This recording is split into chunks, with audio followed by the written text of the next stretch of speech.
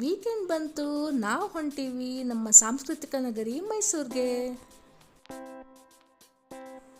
ಬೆಳಗ್ಗೆ 7 ಗಂಟೆಗೆ ಬಿಟ್ಟು ನಾವು ಬಂದಿದ್ದು ನಂಜುಂಡೇಶ್ವರನ ದರ್ಶನ ಮಾಡಲಿಕ್ಕೆ ನಂಜನಗೂಡು.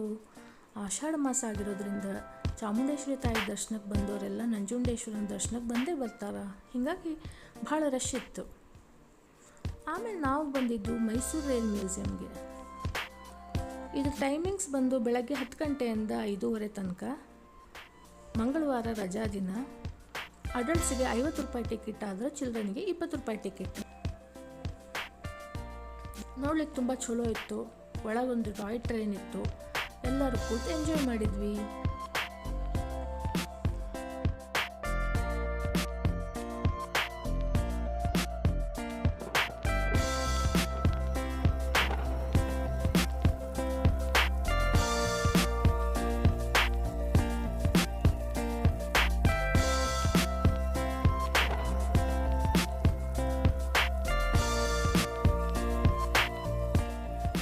ರೈಲ್ ಮ್ಯೂಸಿಯಂ ಮುಗಿಸ್ಕೊಂಡು ಮಧ್ಯಾಹ್ನ ಊಟ ಮಾಡಿಕೊಂಡು ನಾವು ಹೋಗಿದ್ದು ಶುಕವನಕ್ಕೆ.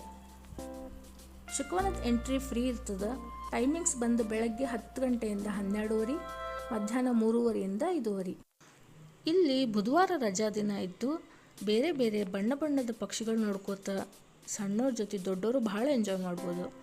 ಅಲ್ಲೇ ಪಕ್ಕದಲ್ಲಿ ಆಂಜನೇಯನ ಗುಡಿ ಇದ್ದು ಸಾಯಂಕಾಲ ಅಲ್ಲಿ ಲೇಸರ್ ಶೋ ಇರ್ತದೆ. ಆದ್ರೆ ನಾವು ಬಂದಿದ್ದು ಮೈಸೂರಿನ ಅರಮನೆಗೆ ಲೈಟಿಂಗ್ಸ್ ನೋಡಲಿಕ್ಕೆ ಅಂತ. ಆದ್ರೆ ಅವತ್ತು ಭಾಳ ಮಳೆ ಬಂದಿದ್ದರಿಂದ ಲೈಟಿಂಗ್ಸ್ ಹಾಕಿರಲಿಲ್ಲ. ಹೆಂಗಿತ್ತು ರೀ ನಮ್ಮ ಮೈಸೂರಿನ ಟ್ರಿಪ್ಪು? ಒಂದು ಕಮೆಂಟ್ ಮಾಡಿ ಹೇಳ್ರಿ.